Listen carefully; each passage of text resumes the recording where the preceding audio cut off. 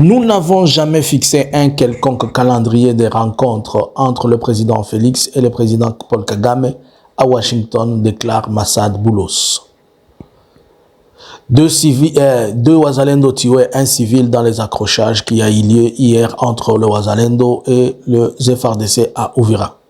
L'Ontukulu, la position avancée de dernier ainsi que plusieurs bactéries, plusieurs armes disons de bactéries de bouclier pour stopper toute éventualité militaire des aviations FARDC ont été placées dans les territoires de Walikale par le M23. Bonjour, bonsoir. Nous vous saluons de partout où vous êtes en train de nous suivre à cet espace Analysons Congo. Nous venons encore une seconde fois auprès de vous. Nous vous demandons de liker, de partager. Nous sommes aujourd'hui le 27 du mois de septembre 2025. Nous faisons ensemble une analyse et nous essayons de parler et de discuter ensemble pour essayer de comprendre. Alors, nous disons d'abord nos condoléances pour les gens qui ont perdu la vie. À Uvira, hier, il y a eu des affrontements dont on attend, des échanges de tirs qui ont conduit à la perte de vie. On attend aujourd'hui qu'il y ait plus de détails. Qu'est-ce qui s'est passé? Au fait, pendant la journée, un certain général Lunyuki, d'Uvira, avait ravi une arme à un militaire FARDC. En le désarmant, disons. C'était une arme lourde. Et ce dernier s'est reporté à ses chefs. Vous savez qu'à Uvira, il n'y a pas la loi. C'est comme ça qu'ils sont partis lui demander, la FARDC est partie demander cette arme. En résistant, vous la refusez, il y a eu échange de tirs. Et c'est de là que les Wazalendo sont décédés. Un civil a été atteint par balle perdue. On ne sait pas encore combien il y a eu des FARDC blessés ou morts. Mais tout au long de la journée, nous allons vous tenir informé de ça. Par la même occasion, nous avons appris que le camp de ces derniers Lunyuki a été brûlé et ces derniers seraient en fuite. Peut-être il serait en train de chercher sa place.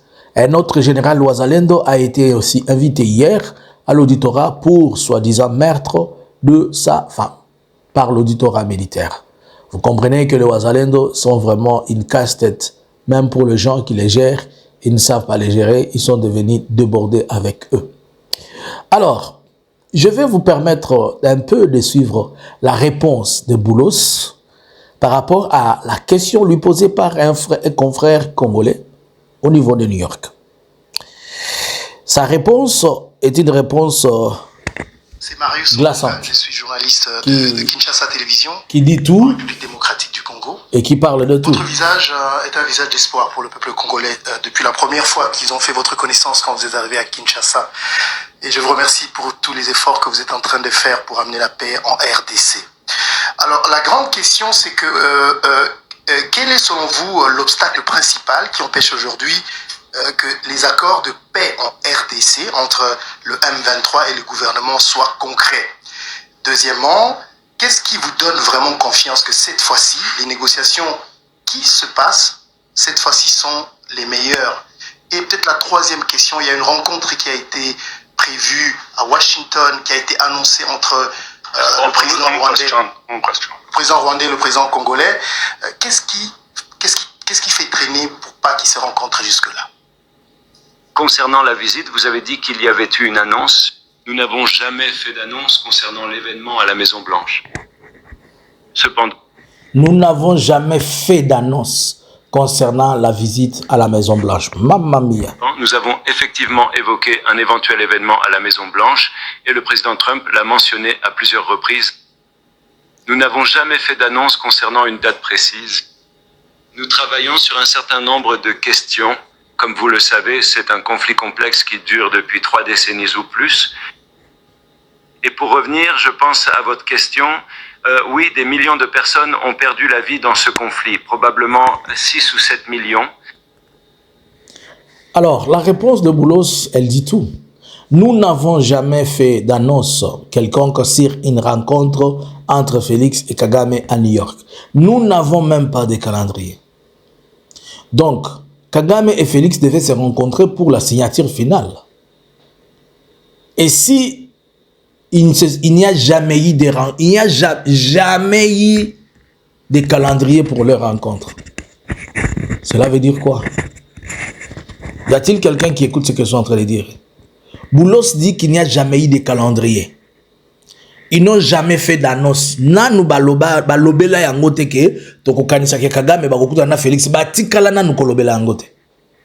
Nanu pe ba planifier atate ke Kagame bakokuta na Félix. Siko bino bat bolobaka Félix ke na New York, ya na Washington au Maison Blanche. Yango azobungisa mbongo belé pour chercher comment rencontrer le monsieur là. Il fait tout, il arrive, il se pavane dans New York, il rentre. Il n'a même pas été reçu par un seul officiel de Washington. Il n'a même pas les protocoles de Donald Trump. Pas les protocoles, les jardiniers de Donald Trump ne l'a pas reçu. Ceci dit que ce projet et ce programme, ou bien l'accord Rwanda minerai contre sécurité, ou bien Rwanda, la signature de l'accord de paix, elle n'est restée que moi, j'ai dit hier dans l'analyse le soir que nous allons la lire comme une fable de La Fontaine plus tard. On sera en train de dire le laboureur et ses enfants, ou bien les corbeaux et les renards. C'est comme ça que ça va rester dans les archives. Jusqu'à ce que le meilleur et les bonnes personnes se retrouvent. Par là, je vais dire les personnes qui sont trustable, si on peut les dire, les personnes à qui on peut faire confiance. Si les États-Unis n'ont jamais mis un programme, alors que on était en train de dire que les États-Unis misent ce programme, ça veut dire que les États-Unis ne le prennent pas à sa juste valeur. Puisque s'ils le prenaient à sa juste valeur, ils allaient amener ça. Bon. Boulos a parlé qu'il y a des massacres, mais les questions de génocide, non. Je pense qu'il faudrait que l'on comprenne et que l'on explique. Le problème avec le gouvernement congolais, c'est que le gouvernement congolais pense que c'est la communauté internationale qui est censée faire ce que lui et elle est censée faire. Elle prend la place, elle donne à la communauté internationale. Quand vous dites que quand on a vu Boulos venir chez nous, on a vu en lui l'espoir de paix et tout ça. Comment? Vous-même, vous n'êtes pas en mesure de créer des environnements ou des circonstances ou de moyens pour arriver à votre paix et vous mettez la tête sur les Américains. Bon, vous n'êtes pas en mesure de... Vous-même, vous parlez du génocide. Mais pour que les gens reconnaissent le génocide, il faudrait que cela commence par vous. Qu'est-ce que la RDC fait pour reconnaître au moins les victimes? On vous paye l'argent pour les victimes de la guerre. Vous le détournez. On vous paye, on tue les gens tous les jours. Vous faites semblant d'en parler. On fait tout ce qui se passe, vous n'êtes pas là. Mais vous êtes en train de partir demander qu'on reconnaisse combien? Les morts anciens ou les morts nouveaux? Quelle est la nature du mort ancien et nouveau qui dépasse? Est-ce que les morts anciens avaient perdu le sang, les morts nouveaux ont perdu l'eau? Ou comment? Soyez conséquents et soyez sérieux, si vous voulez que les autres vous prennent pour sérieux. Bon, nous avons suivi la sortie diplomatique, la sortie au niveau du Conseil de sécurité du ministre des Affaires étrangères du Rwanda, Olivier Nduhungirehe, qui a dit que c'est que le processus va lentement. Et certainement, tout le monde est en train de regarder vers le 1er octobre. Pourquoi? Puisque dans cet accord, il était dit que le 1er octobre, on devait arrêter, on devait mettre une opération conjointe, FARDC, RDF, pour traquer les FDLR. Mais vous comprenez aujourd'hui que les FDLR pullulent dans toute cette zone, dans les Sud et dans les Nord Kivu. On ne peut pas attaquer les FDLR du Nord Kivu sans attaquer les FDLR du Sud Kivu. Alors que les FDLR du Sud Kivu sont appuyés par le Burundi. C'est ce qui est clair. Il s'est passé un incident le 24 entre le Burundi et le Rwanda. Un militaire répondant au nom du sergent Sadiki a essayé de... Il a débordé pendant qu'à la limite, à la frontière, il était au volant de sa Jeep. Il s'est retrouvé entré sur le territoire burundais. Les Burundais l'ont appréhendé. Le Rwanda a demandé sa libération. Ils se sont expliqués. Le militaire dira que non, il a oublié. Il était en train de chercher la limite. Et comme ce sont des territoires qui sont limitrophes, c'est ainsi que sa Jeep au volant est entré. Mais il était seul. C'est un événement isolé. Mais diplomatiquement, on a pris ça et sécuritairement, on a pris ça comme un acte de provocation. En accusant le Rwanda de pouvoir provoquer ce qu'il y a au Burundi. Et le Burundi dit non, nous n'allons pas les Burundi libérer. Le Rwanda dit non, c'est une fausse manœuvre. Donc, ça fait comprendre que sur le plan opérationnel militaire, il serait difficile de faire une opération dans cette zone-là pour traquer les FDLR si le Burundi aussi ne donne pas son petit doigt. Et si le Burundi doit donner son petit doigt, il faut d'abord comprendre qu'il faut atténuer les conflits qu'il y a entre le Burundi et le Rwanda, puisque le Burundi acquise le Rwanda de pouvoir appuyer les rebelles qui sont sur le sol congolais, les Red Tabara, qui visent à renverser le pouvoir au Burundi. Et le Rwanda acquise le Burundi d'appuyer les FDLR qui veulent renverser le pouvoir au Rwanda. Et la RDC qui collabore avec le Burundi et la RDC qui collabore avec les FDLR devient un problème puisque maintenant ils devaient mettre en place un plan pour pouvoir anéantir la question des FDLR. Mais il est devenu impossible pour mettre ces plans pour anéantir la question des FDLR aujourd'hui et actuellement pour la simple raison que s'il faut le faire, il faudrait qu'il y ait un programme et un plan. Et c'était prévu pour le 1er octobre. Est-ce que jusqu'à aujourd'hui, on a déjà échangé les informations intelligence, c'est-à-dire les informations, les renseignements? Est-ce qu'on connaît là où se trouvent les FDLR? Est-ce qu'on va les attaquer? Est-ce qu'il y a déjà des unités spéciales FARDC et les unités spéciales rwandaises qui sont mises en place pour traquer, puisque le Rwanda a dit garde sa position, le Congo va faire le travail et va lui amener les garçons. Et si le Congo finit le travail, alors le Rwanda va lever ses mesures de défense. C'était prévu, c'est ce qui était prévu. Mais jusque-là, rien n'est donné. Donc les mesures de défense du Rwanda vont rester à leur place. La FARDC, elle n'a pas encore pris acte, ou bien n'a pas encore préparé comment traquer les FDLR. Nous allons rappeler ici que les FDLR, ce sont eux qui forment presque la majorité des Wazalendo. Ils les entraînent. Nous allons rappeler ici que les FDLR sont dans l'armée congolaise. Nous allons rappeler ici que les FDLR sont des alliés de la FARDC. Et nous allons rappeler ici qu'il est impossible de pouvoir traquer les FDLR dans des zones qui sont proches des M23 sans associer les M23. Alors, il devient impossible pour le gouvernement de le faire s'il n'a pas encore trouvé un accord avec les M23, puisque les M23 ne permettra jamais à quelqu'un de venir s'approcher. S'il s'approche pour attaquer les FDLR, les M23 vont faire de leur cible potentielle. Donc, le 1er octobre, et tout ce qu'on était en train encore de patienter, d'attendre de l'accord de New York, on les met d'abord dans le tiroir.